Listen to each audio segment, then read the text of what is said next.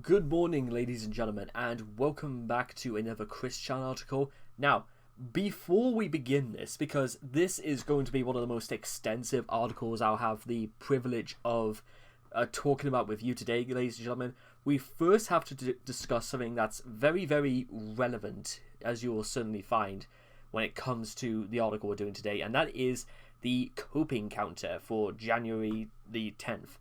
Chris has many maladaptive coping mechanisms based in fantasies and magical thinking that he resorts to when reality doesn't go his way. It has been 10 days since Chris made up a new escapist fantasy to cope with reality. It has been 738 days since the dimensional merge was supposed to have been completed, a coping mechanism Chris believes will rescue him from his debt and other life problems. And it has also been 1,171 days since Chris joined the cult of the idea guys, which further fueled his escapist fantasies.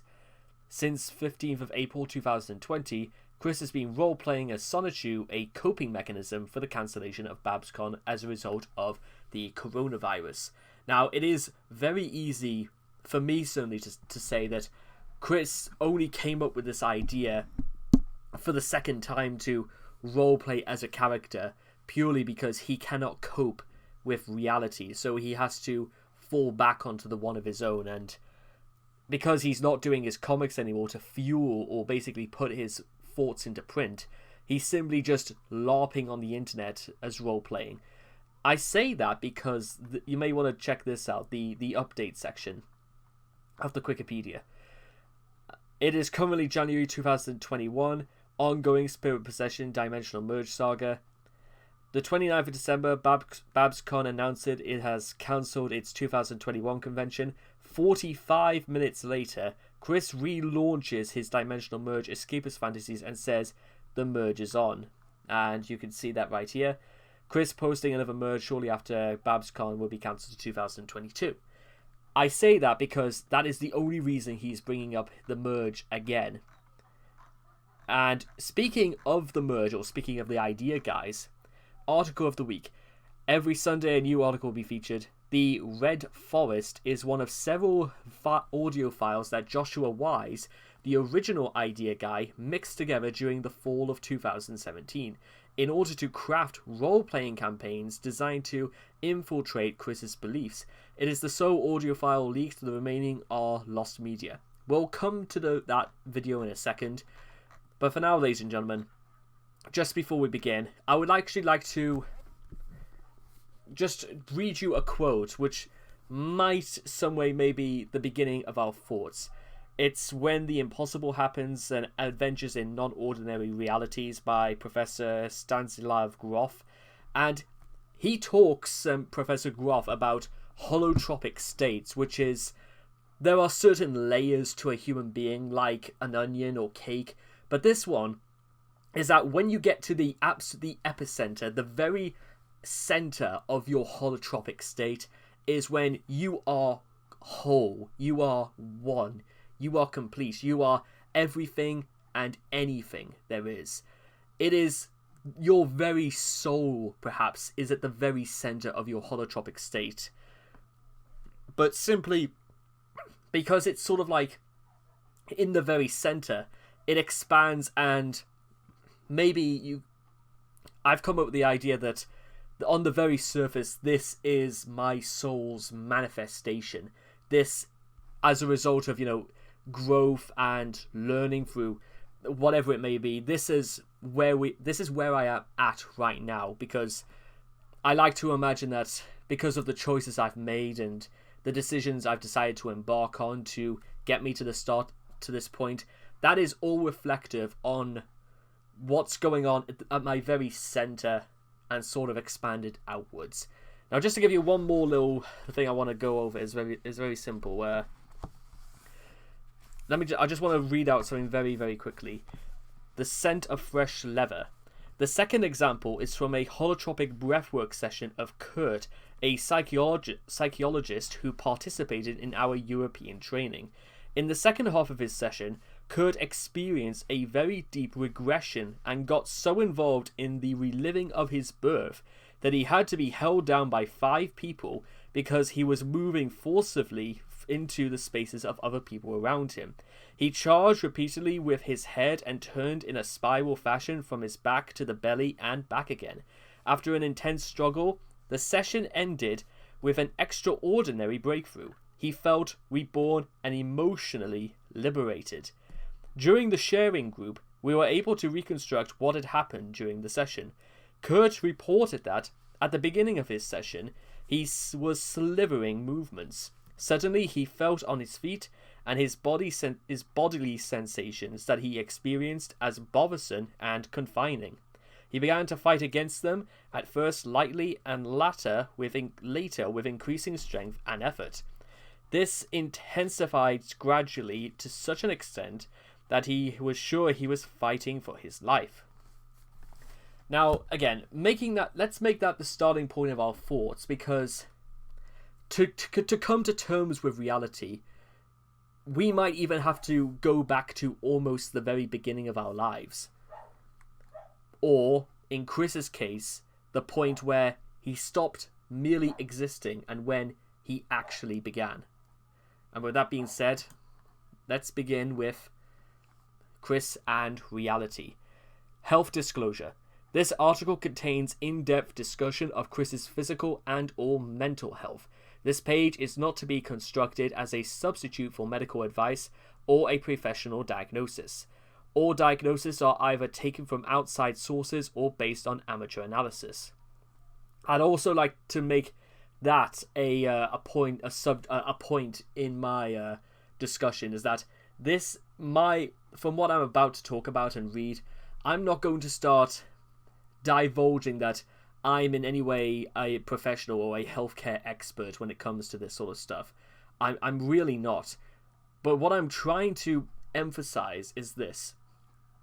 There are ways, perhaps, I can sort of put into words, I can explain about maybe why Chris is doing that, or what his internal logic is, from someone who has Asperger's, which is just another diagnosis of autism. Maybe there are ways I can look into this, because this could be reflective of me and maybe my concept or outlook on reality itself. I'm very engrossed in the thoughts of reality to begin with, so maybe there could be a philosophy. Maybe there could be something we can establish that might help us understand why Chris the way he is.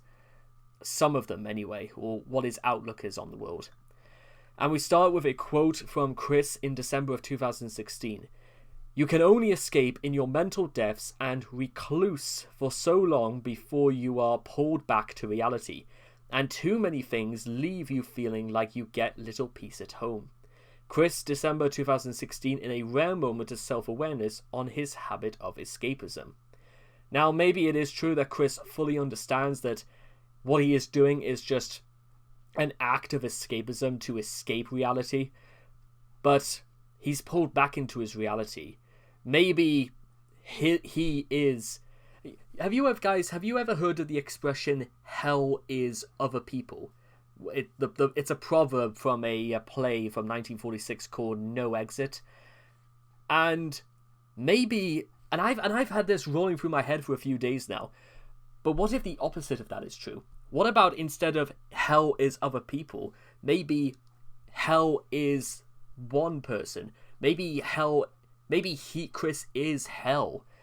And maybe he longs to be welcomed into the world, and maybe he would love nothing more than to leave things behind, but maybe he thinks he has so much of an emotional connection from everything in his life to the things he's done, like video games or his toys or solitude, then maybe it's the only thing he can make him still feel happy, because he's already, some would say, he's dug himself too deep into a hole to fulfill anything in the modern world.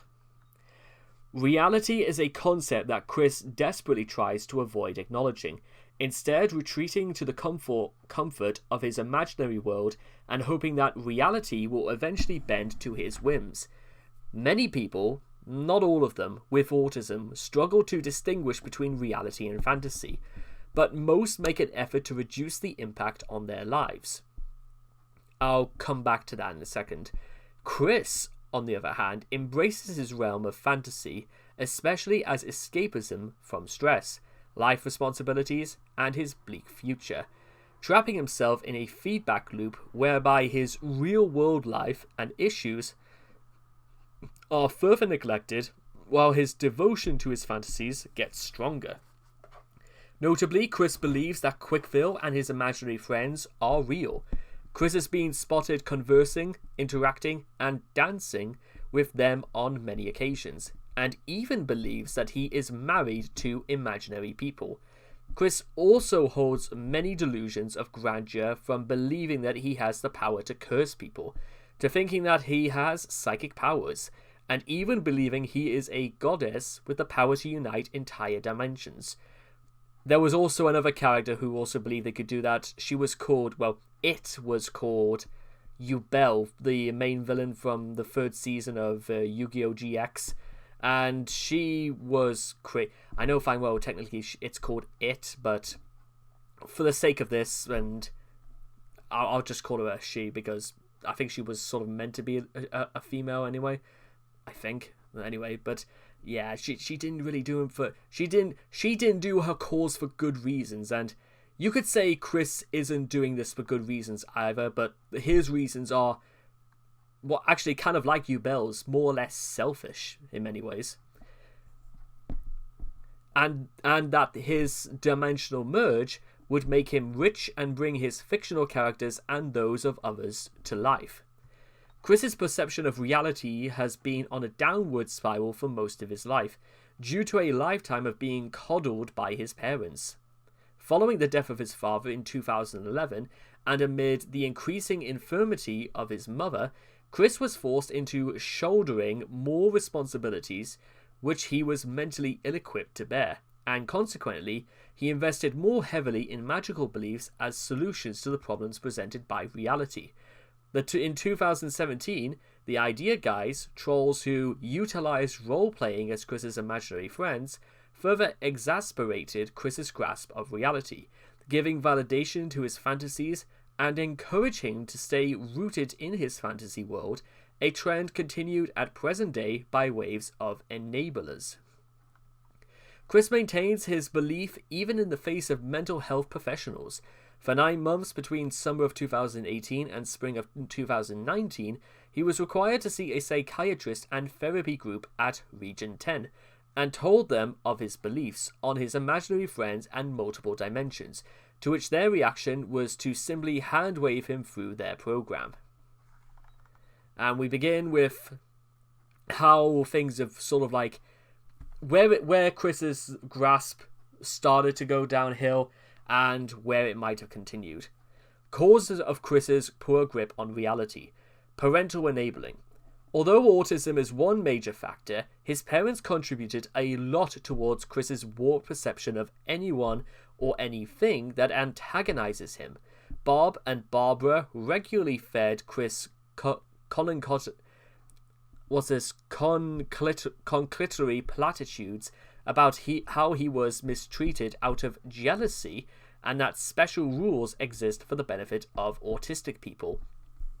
The platitudes cemented Chris's all-pervasive sense of entitlement, as well as his indiscriminate belief that anything bad that happened to him was a conspiracy, whether or not it was caused by his stupidity or stubbornness. Psychological problems.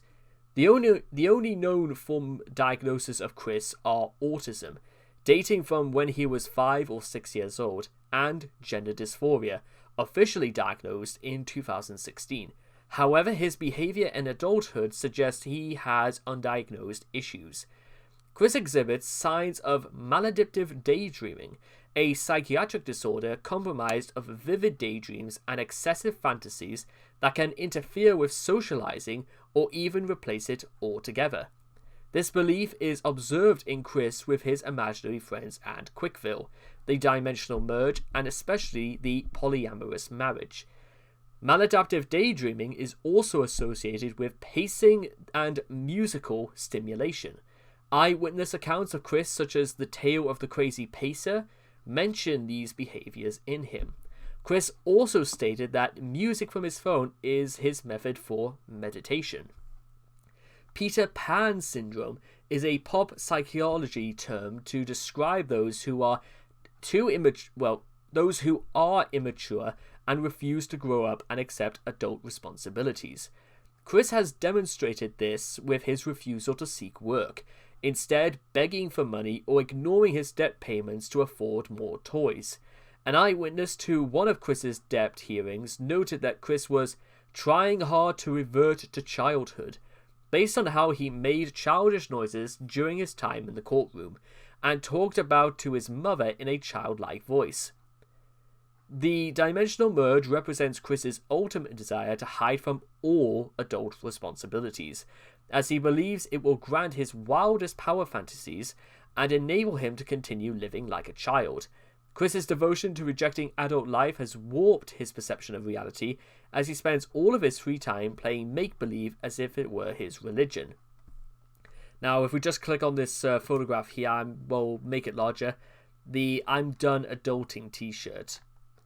Now, obviously this is just the photo right here, but the thing reading underneath is Chris wearing his "I'm done adulting" t-shirt while begging for money and surrounded by toys in Patreon announcement video. A common theory since the Dimensional Merge saga unfolded is that Chris may have schizophrenia, based on his rantings about his imaginary world seeming as if he cannot distinguish between reality and fantasy. However, a closer look at Chris's ramblings shows he's capable of discerning the difference, but avoids in order to preserve his escapist fantasies. Unlike a schizophrenic, Chris will distinguish between reality, or as he calls it, 1218, and his fantasy domain named C197. Or maybe perhaps that Chris could be suffering from megalomania, where he feels as if like there is some lobe in Chris's brain that is feeding him, telling him that things will be okay just as long as he stays as he is, and maybe that could be a factor. Maybe they will touch on that, but let's keep going. Damn, Dimensional 1218's reality limits and shit. Chris's reaction when reality's dimension and his fantasy dimension did not get merged as predicted. A prime example of him being able to differentiate reality from his escapist fantasies. Though not fully doable on the 1218 side of the dimensional curtain yet, I am able to draw up to a water to wine conversion and vice versa. Chris showing he is aware he doesn't have superpowers in reality. Apart from when he does, and will revert back and forth. Well, since before the LARPing as Solitude saga began. Also, unlike a schizophrenic, Chris's fantasies do not involve paranoia or hallucinations, and are entirely self-serving. While Chris has made statements implying he is hallucinating, such as when he insists he can see or interact with his imaginary friends, he often omits that he uses techniques such as meditation or astral projection, another indicator that his issue is maladaptive daydreaming. I've had to commute to here, Dimensional C197, via astral projection. The tough part is having to leave my body behind in 1218. Oh, but very soon I shall finally be able to bring my body back to C197. Chris giving a rare explanation on how he delves into his fantasy world. This was in his the Talk with Dr. Wolf video and Greater Struggles.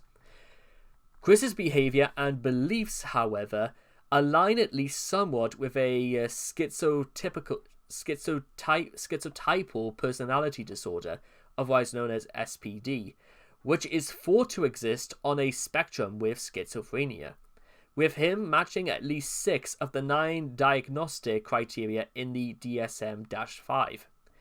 Ideas of reference believing that certain generally inchoate events hold special meaning or messages for oneself. strange beliefs or magical thinking that influences behavior and is inconsistent with subcultural norms, abnormal perceptual experiences including bodily illusions, subconsciousness or paranoid ideation, strange behavior or appearance, excessive social anxiety that does not diminish with familiarity and tends to be associated with paranoid fears rather than negative judgments about self. Whilst Chris was largely comfortable around his paid-for companions during high school, his interaction with both the fairer sex and pickle bearers have since been riddled with paranoid fears and delusions. And that was long before the trolls began. And we see here, let's do this, ideas of reference, believing that certain Genuous and Conius events, their dimensional merge is absolutely case number one. Strange beliefs, thinking that he can be possessed by his own imaginary characters, point two. That's just, the Solitude Saga alone is just proof enough. Abnormal perceptual experiences, including bodily illusions. Yes, that again, we can also trace that to the whole. Basically, since 2017, all of these points are really starting to tick, because these were sort of things that didn't really happen before this.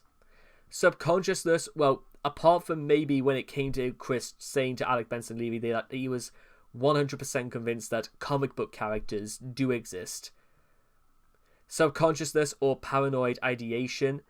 What was that? The Green County conspiracy. Well, paranoid ideation. When Chris started to ignore phone calls from what he believed to be trolls, or rather, Chris just unable to tell the difference. That's sort of like when round about the time Chris was starting to transition into being called a tomgirl at the time. I think again a lot of that was just down to Jackie and forcing Chris to make all those videos, and Chris not having the sense to stick up for himself and say no. Strange behavior or appearance. Now, technically, that's not got to do with Chris being, trans and when he started wearing women's clothing. It's sort of like this, maybe just like the strange behavior in which the way he talks excessively about being possessed, or talking about how the dimensional merge is supposed to be laid out. Those sort of things. That's got nothing to do with Saga. Excessive social anxiety. Well, I suppose you could say that speaks for itself. The last three symptoms, however, namely strange thinking and speech, a lack of close friends, inappropriate or constricted affect, which also present in Chris, can be almost excessively attributed to his autism. Much like his narcissism, also schizotypal individuals generally do not develop the grandiose delusions he has developed over the years, and are generally reclusive.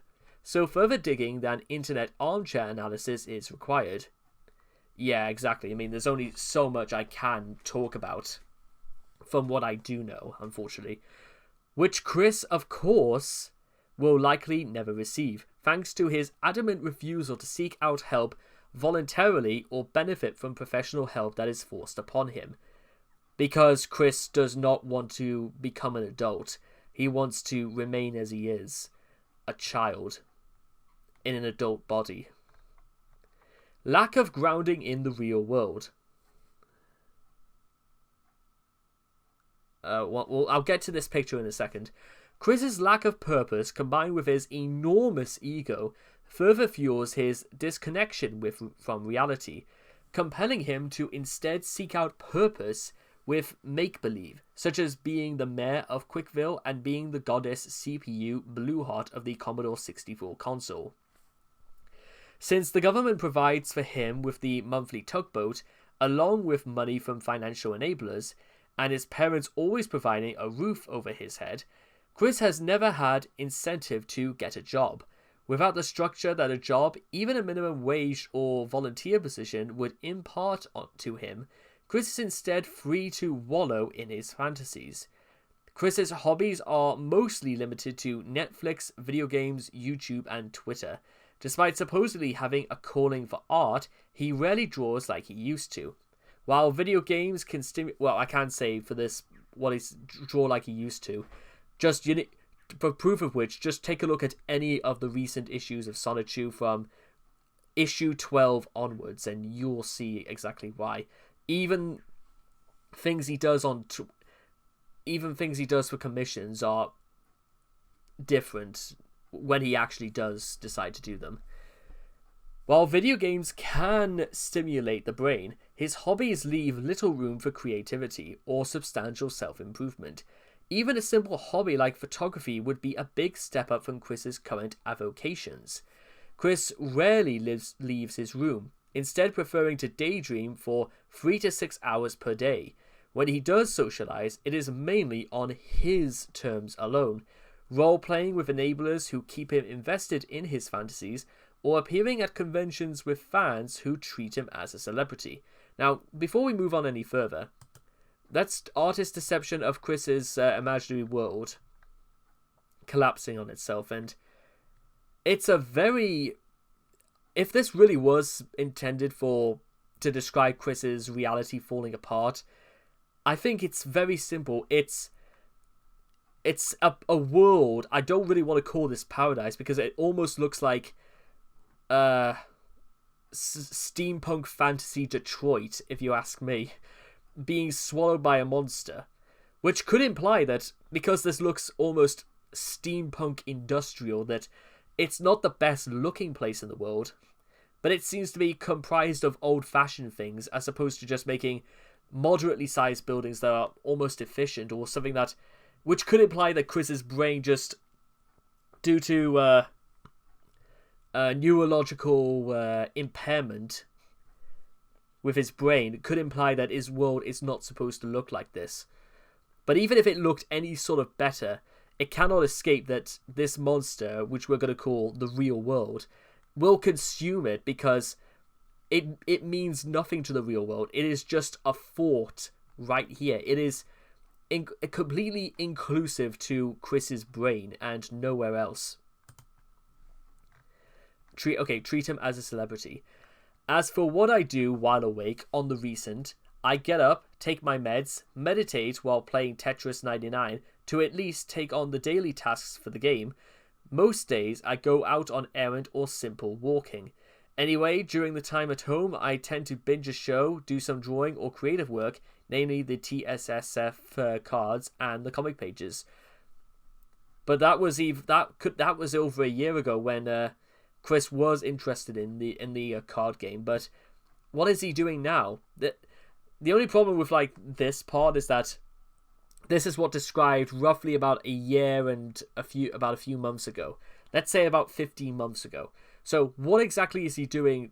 Is this pattern now? Would be a good question in itself. Escapist fantasies.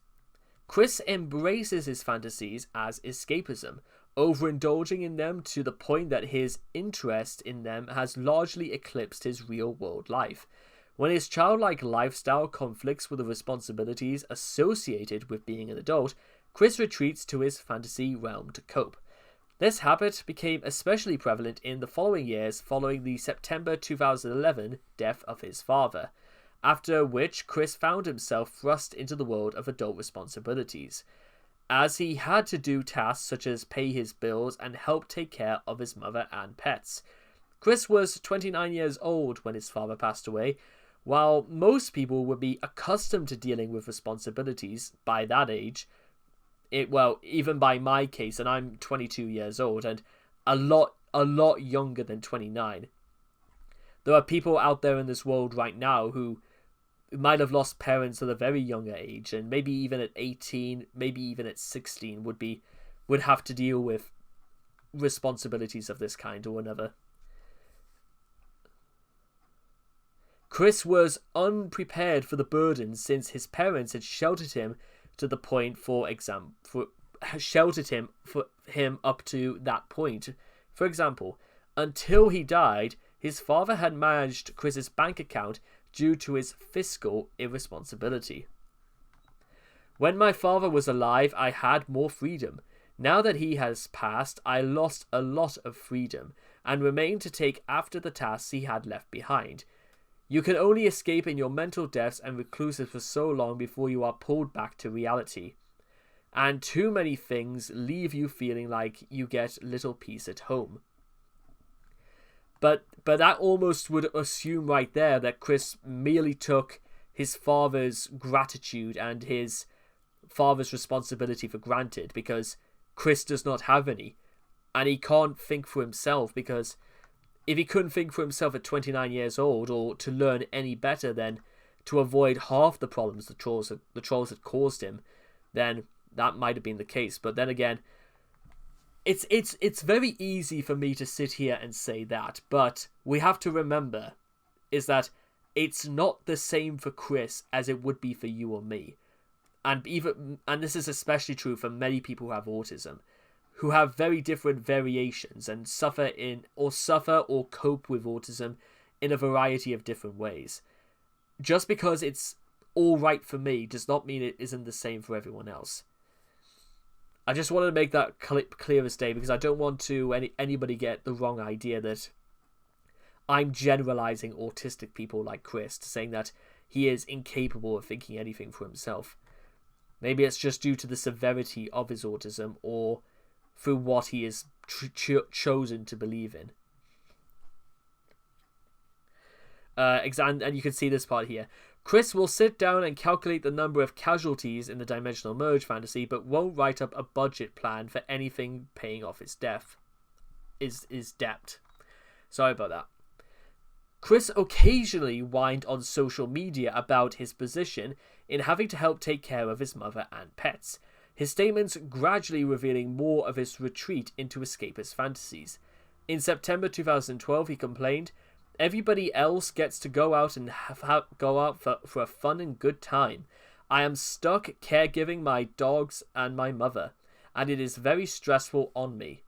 January 2013, hoping for a sweetheart to rescue him from his life. "I need my sweetheart to make me happy. My heart hurts literally from my depression and loneliness. Serving my mother is not a final purpose to me, and my social life is very slim. I feel like I lack direction in my life as well." Maybe that last part was meant in genuineness, but then again, I think that was genuine as well, in which Chris just wants to sit back and daydream all day long and nothing else. By October 2017, Chris was immersed in his escapism. From his list of reasons for refusing to get a job, half involved his devotion to his fantasies.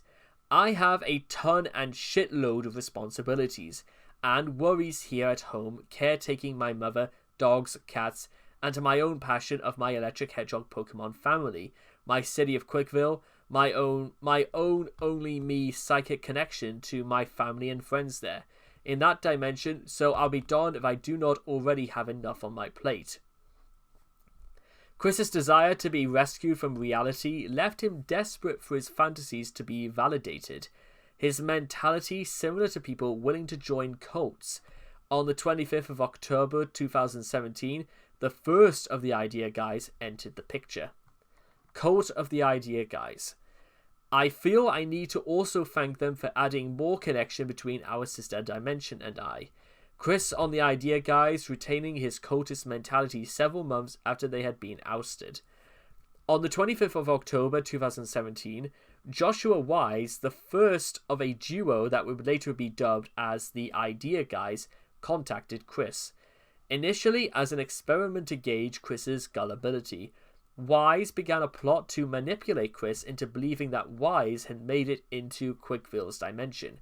Drawing from his experience in role-playing communities and borrowing lore from the video game/anime series Hyperdimension Neptunia, Wise created an elaborative narrative which included edited image graphics, doctored audio clips such as The Red Forest, and role-playing games as Chris's imaginary friends. Chris, by this point in his life, desperate for his fantasies to be validated, eagerly accepted Wise's claims. His gullibility shone through in the end, I reckon. The association between Wise and Chris morphed into cult leader and devout follower. Wise brainwashed Chris's beliefs on Quickville and his imaginary friends, such as by claiming Quickville to be occupied by Nazis, that Rose Chew is a transgender woman, and that Chris is married to imaginary friends, and Chris accepting it as fact. At some point, the second idea guide, Stephen Bond, joined with Wise. Together, the two exploited their influence over Chris and held him to make false statements for blackmail purposes, and conned Chris into giving them thousands of dollars under threats that they would destroy Quickville and release the blackmail material if he failed to comply. Their activities caught the attention of people in Chris's inner circle, who formed a group later termed the Guard Dogs to counteract the idea guys and remove them from power. However, even after the ousting, and though the Guard Dogs tried to encourage him to seek therapy at Region 10, Chris still retained most of the beliefs the idea guys had brainwashed into him over the 6 months they were in power. Guard Dog Marvin explained Chris's perspective, that they just brought Chris's reality further into existence and he would never let go. But let's just read this part anyway. Reality is a malleable concept to Chris. To Chris, that these losers were pretending to be imaginary characters doesn't mean that they didn't unwittingly connect with their counterparts in the other dimension or whatever. So yeah, he thinks Wise and Boyd were assholes who stumbled upon some magic or some shit. Chris is mostly mad about money first and being made to embarrass himself second. That is true.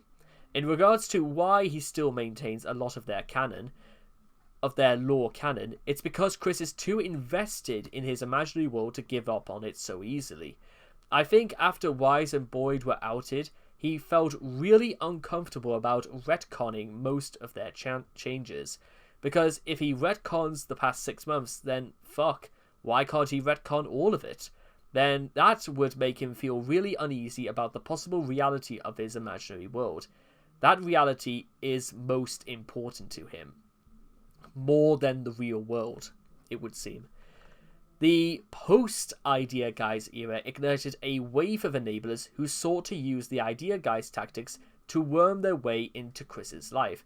For a few months, the Guard Dogs attempted to protect Chris by screening his messages for him.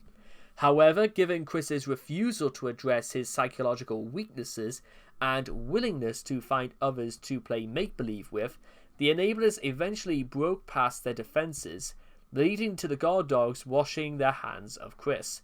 The Teen Troon Squad in fall 2018, MKR Night V in the winter of 2019, Jacob Sockness in summer of 2019, and a myriad of other enablers took turns role-playing with Chris and enabling his fantasies in exchange for his attention.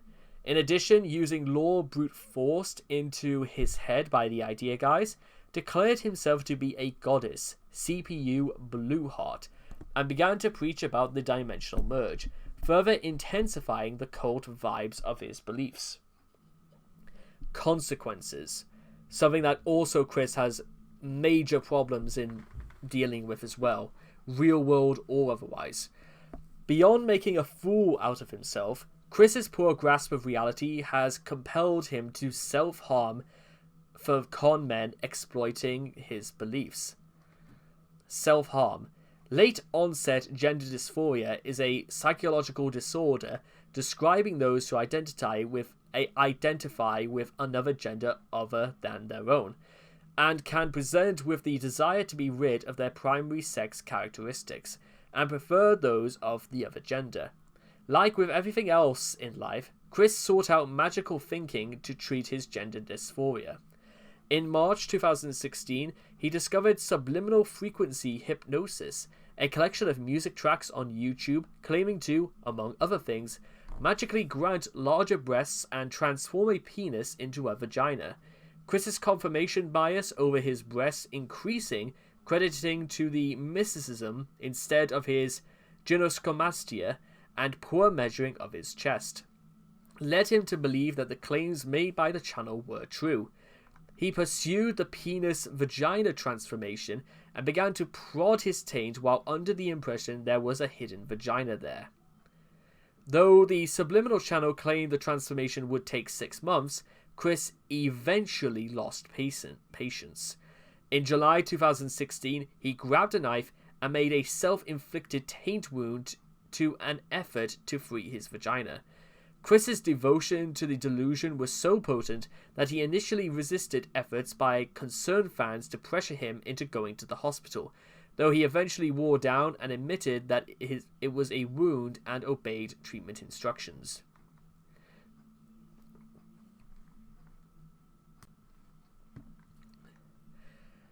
Con artists. While Chris has long been taken advantage of by the trolls, the tactics and goals from the likes of the Idea Guys and Jacob Sockness surpass the typical catfishing for content. The Idea Guys gradually built up a strong psychological hold over Chris by affirming his fantasies and playing along with them, to the point where Chris had full faith over anything they told him.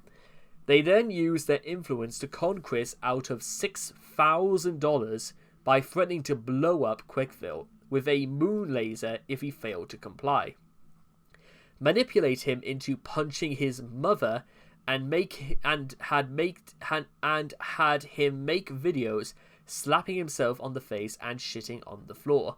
Things became even darker when the Idea Guys threatened to falsely report Chris as a paedophile to the FBI. If he stopped supplying them with vast sums of money, consoles, and games, thus deepening the financial crisis.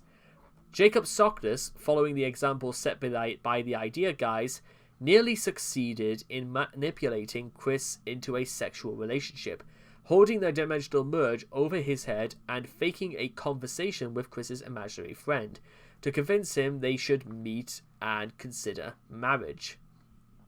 Though both the Idea Guys and Sockness were eventually ousted by people countering their role-playing with their own, Chris has failed to learn and continues to leave the gates of his imaginary realm open to anyone who will validate his fantasies further. Fantasy and fiction. You think that comic character wouldn't have its own thoughts and feelings? Chris's question to Alec Benson Leary. No, Alex's response. You are naive, Chris's response to Alec.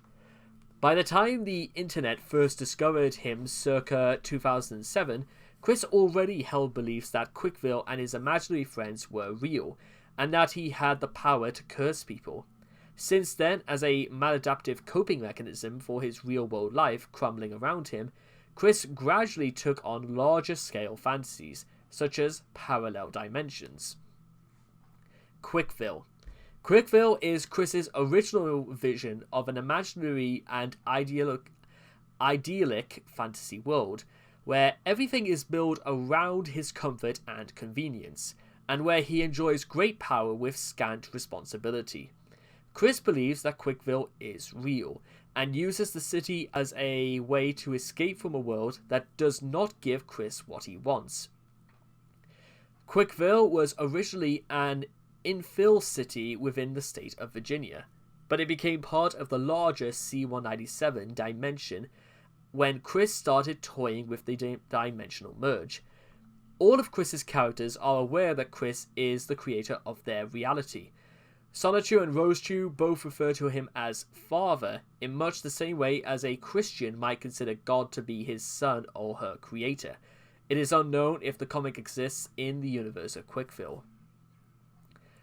Well, by that logic, it really should, but I'm not here to say whether it is or not. I'm not the Kami-sama. I am not God of Quickville.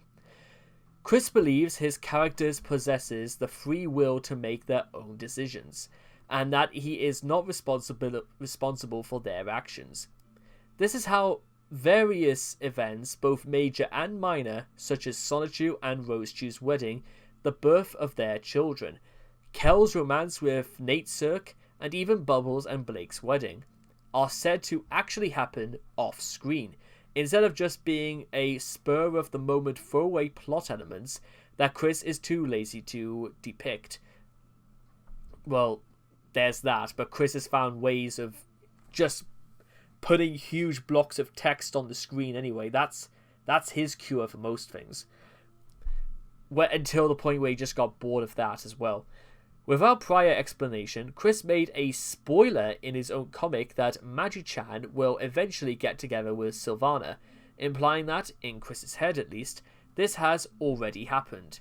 It is Slawil Ryan, not Chris, who apologizes for slandering Mary Lee Walsh.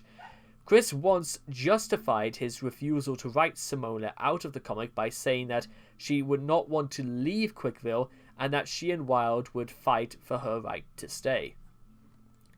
Chris considers everything drawn, written, or even said about Quickville to be canonical if he's the one stating it, regardless of contradictions, and feels it necessary to explain away undesirable changes to Quickville, made as a result of outside influences, example Billy Mays as mayor of Quickville. The fact that he needs to explain this in his comic pages shows that he assumes everyone else shares this belief as well. Despite considering his own judgment infallible as applied to his own work, he forces others to accept the corrections he has made to theirs. When the Aspeditia 4 used systematic trolling to make Chris kill off one of their characters, Simona, Chris viewed it as a deliberate attack on his fantasy world. Quickville, which had always been Chris's way of retreat from the real world, had been infiltrated by outside forces and was no longer impenetrable. So this is likely why Chris put the comic on hiatus, to stop outside forces from causing any more damage. I know this is what's referred to as Nietzsche theory. Now, to be honest, Nietzsche theory is not a real thing. It's something I just came up with because I know Nietzsche wrote a book, which is an extensive essay called Civilization and Its Discountenance, and you could argue that this Quickville, Chris Chan's civilization, is his fantasy. The enemies of Quickville are anything that in any which way inconveniences or hurts or challenges Chris. Not hurts or even punishes Chris, but anything that challenges Chris as an intellectual being. And maybe in some ways that could be, I know there are obviously, enemies in just about every civilization, but I think it was something he said that they all have very similar goals in mind, that most of them are purely for selfish reasons. I might want to come back to that later. When the Aspeditia 4, Chris's beliefs are such that he even claims to hold the distinction of mayoring Quickville in real life. He only admits that Quickville is not real when he intends to pacify others he sees as too slow in the mind to comprehend this idea.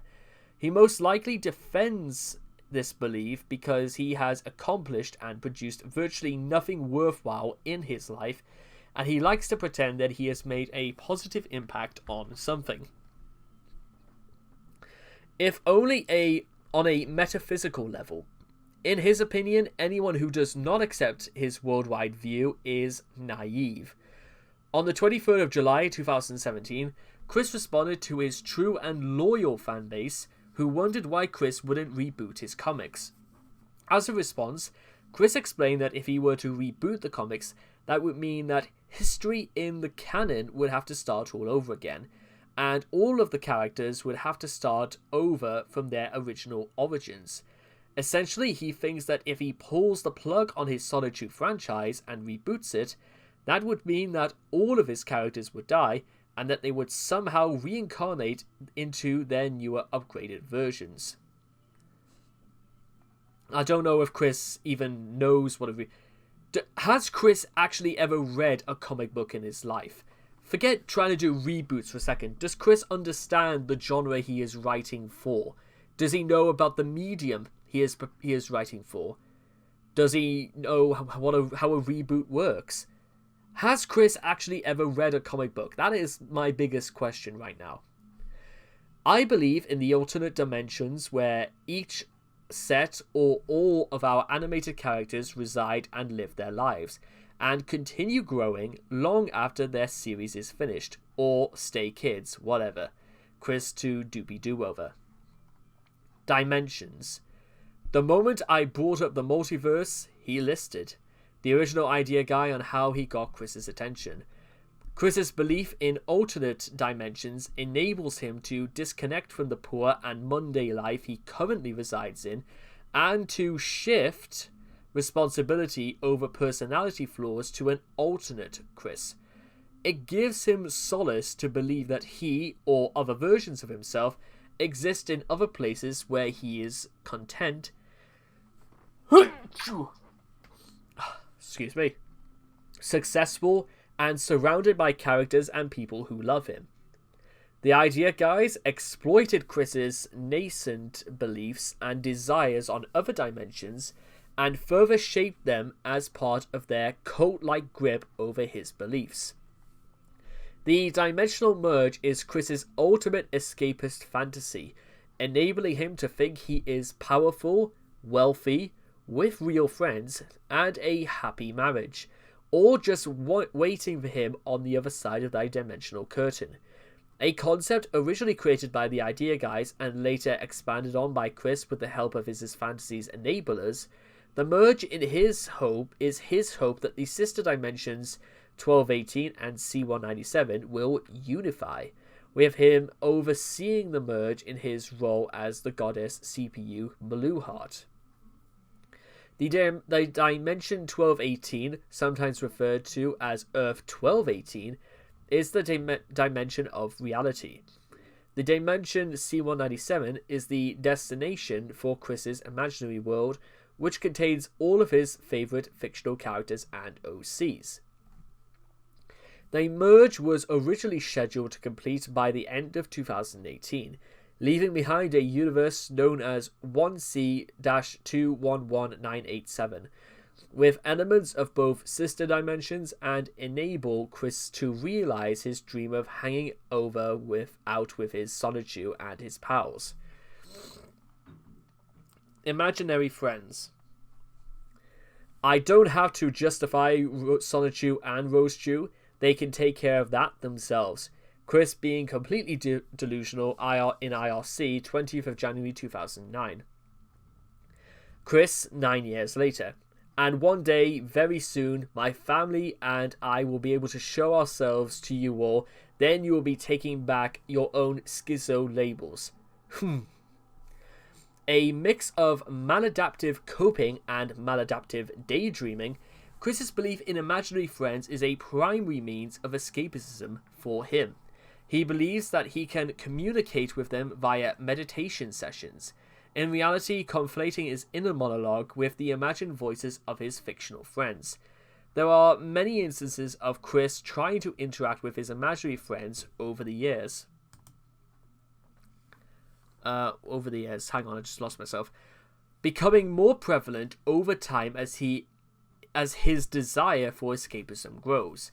Examples include his confrontation with Mary Lee Walsh in 2004, his imaginary dance partner at the 2017 BronyCon Gala, and social media messages near the end of the 2010s, written either from the point of view of any of his OCs, or in which he claims to be with any of them.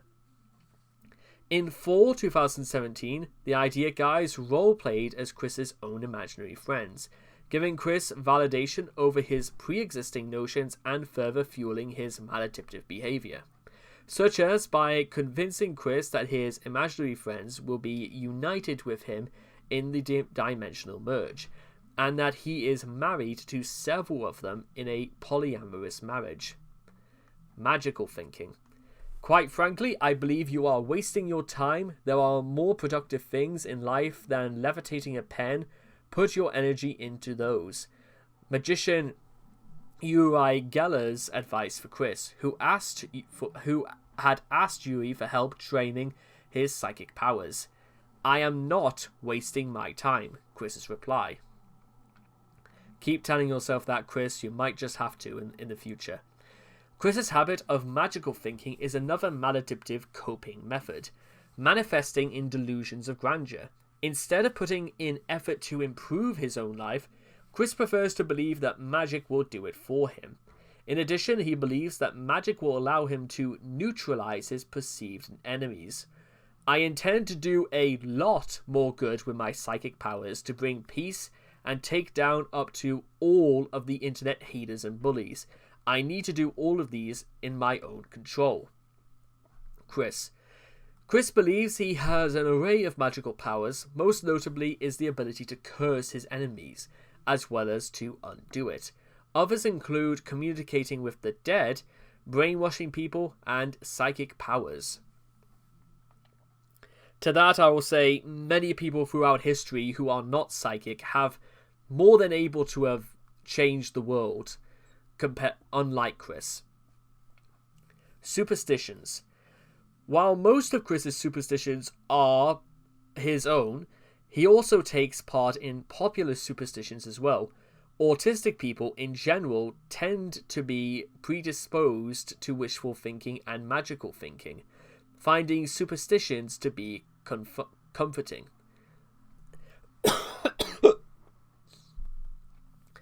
I mean, parts, yes, but I'll explain more again when we get into the end.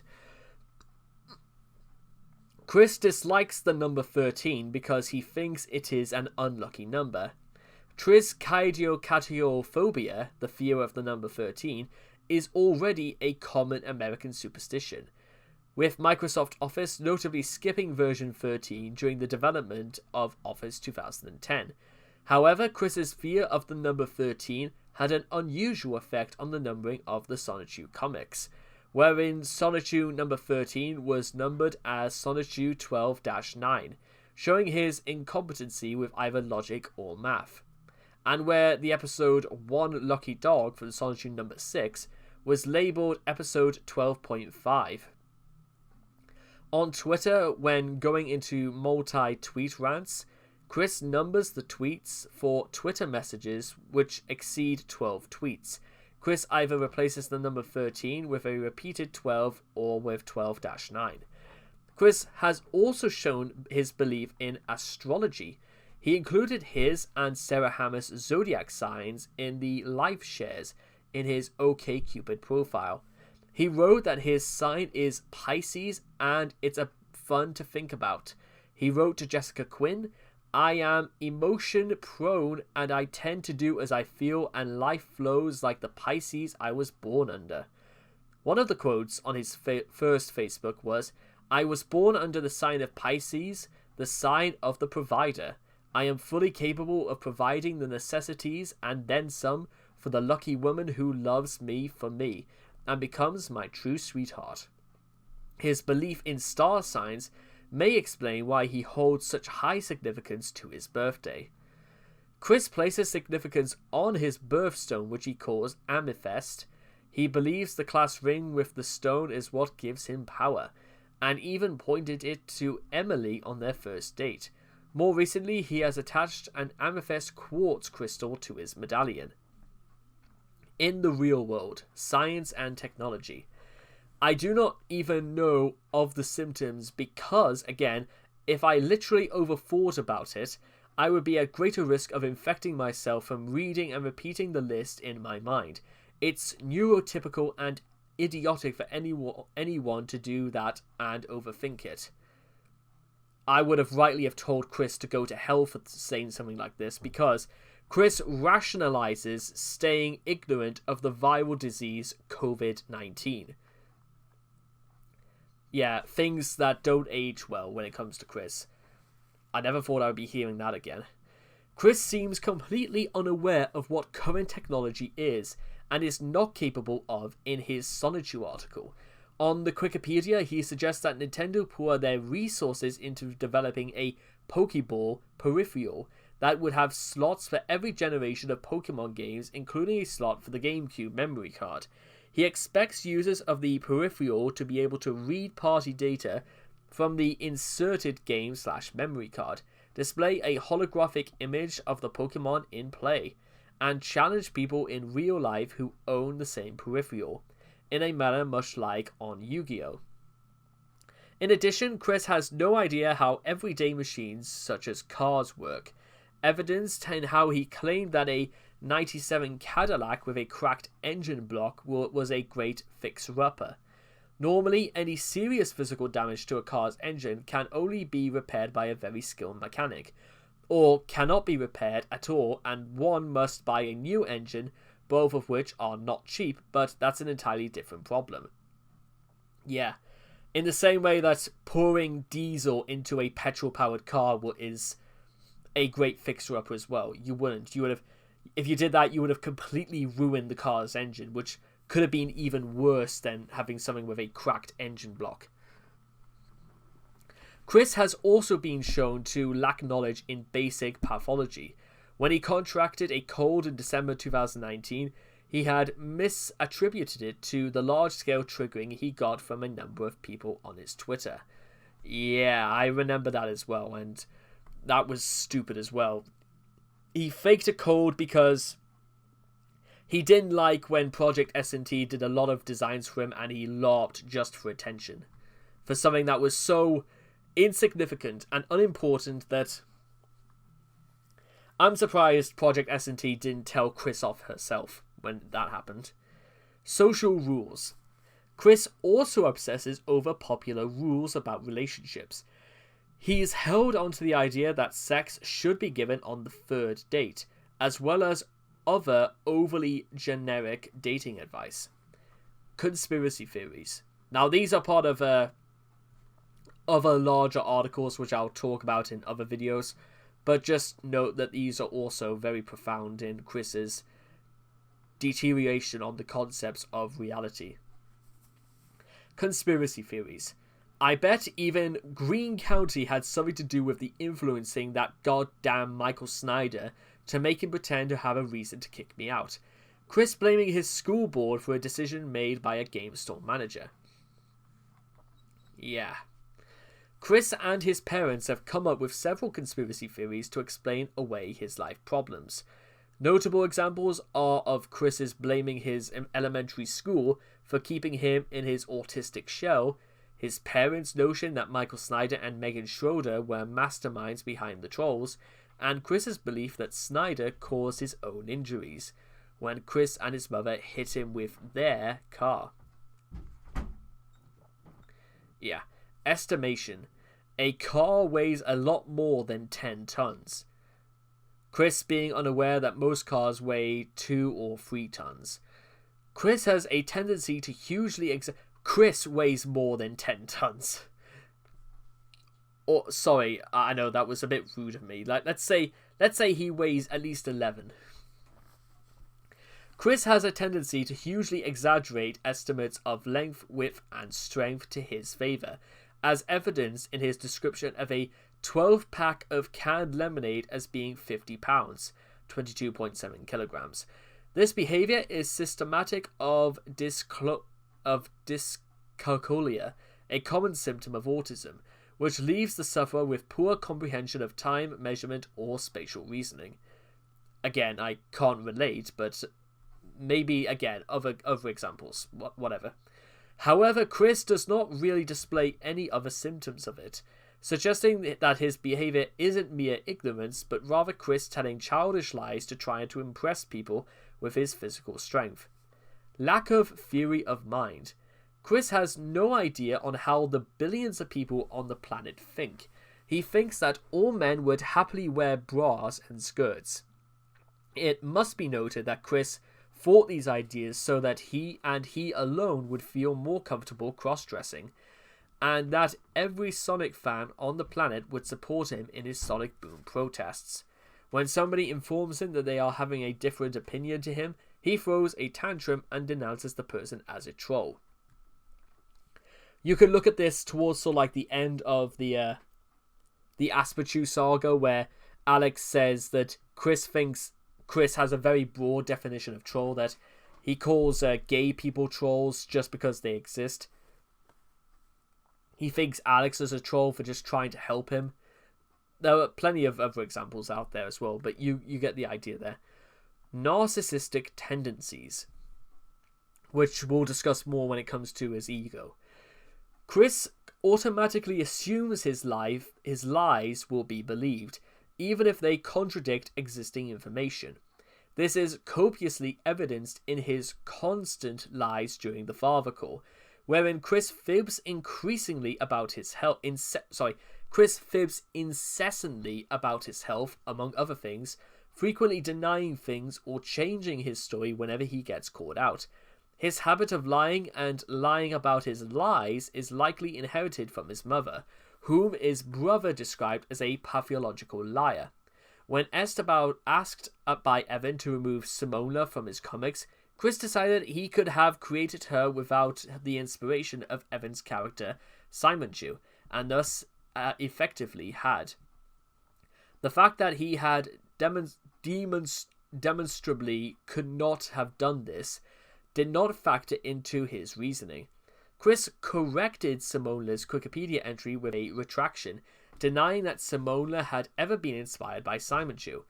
Chris expected that this revised version of the truth would be happily accepted by all concerned parties. Chris considers people with Asperger's syndrome to be fakers who are taking the shine and limelight away from genuine autistic people such as himself, although Chris has admitted that this fact is only his own idea, and a very destructive one at that. He still believes that to think otherwise is to conform to blasphemy.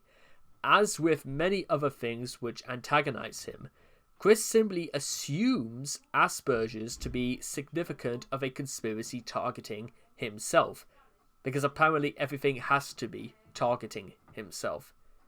Unsurprisingly, Chris can come across as a highly delusional person when he expects to be taken seriously. For example, on the 28th of April 2012, he made an empty threat to the Kiwi Farms about hunting down each of its members. He claimed to know where each of them lives in an attempt to intimidate the trolls. Even if one were to gloss over the fact that he wouldn't even cough up $800 to travel to Redmond to see his dreams come true, and it should be noted that there are trolls all over America and indeed the world, there's a high chance that there will only be one outcome of Chris's activity pursuing his trolls with the purpose of doing them harm. All things considered, Chris ended up making himself even more of a laughingstock in the process. Or maybe you could say Chris just resumed to stay within the stocks. So that's technically the end of Chris and reality, but there are a few little things I still wanted to sort of like talk over very, very quickly just before we go for today, ladies and gentlemen. And that is this part here. I think the part about autism. Let me just see if I can find it. Oh, here it is. Many people with autism struggle to distinguish between reality and fantasy. Now, there are parts about that I do. Now, if I'm gonna talk about myself for this, I will say this: I do delve into fantasy. However, they are things relative to the real world. They are things that I want to have materialized in the world of fiction, or in any other means, like short stories or artwork. Something that will materialize into something physical, something that somebody could actually picture or see. That's the sort of stuff I'm talking about. Actually, I've got an idea. Just 1 second here, guys. I've got to black the screen out for a second, just so I can find what I'm talking about. Just give me 1 second. Okay, right. I should have it right now. So, okay. Just a quick point. I want to point this out very quickly, ladies and gentlemen. I know about 2 weeks ago, I asked somebody on Fiverr to do a commissioned artwork for me, and they did a commissioned artwork for me based on the character known as Iris Heart from the video game series Hyperdimension Neptunia. I'm a fan of that video game series myself, I won't deny it.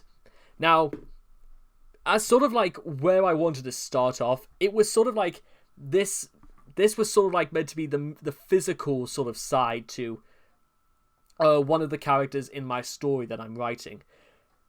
This is sort of like in terms of physically, this is sort of like where I wanted to start.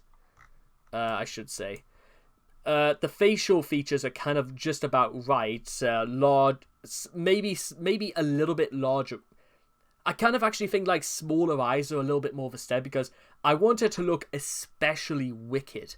That she's meant to be sinister, quite dangerous, quite a dangerous character, and she's meant to like draw people in with her beauty, let's call it.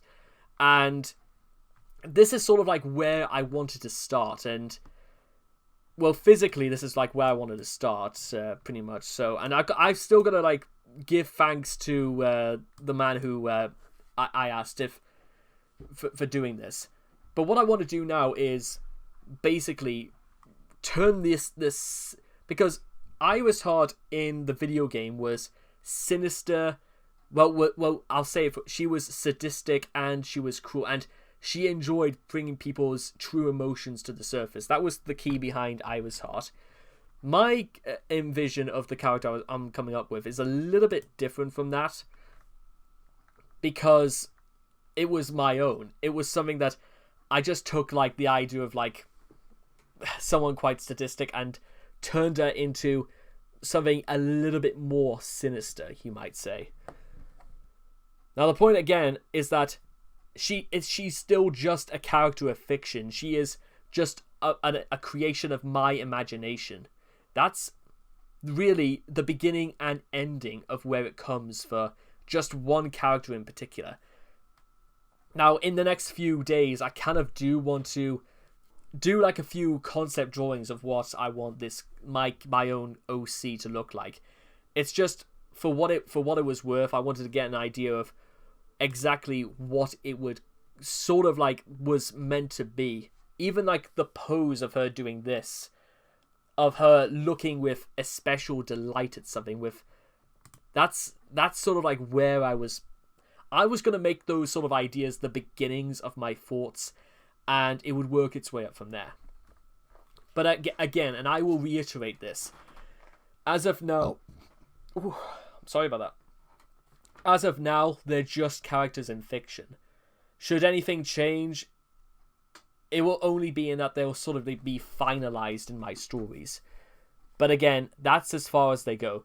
They exist as far as, I write and I write about the stories and all that, but once I put the pen down or I stop typing, then they cease to be. They are works of fiction, and they stay works of fiction. But the point is that I keep one foot invested and working on this, but that doesn't mean I can't just focus on other things in the real world. Multitasking, ladies and gentlemen.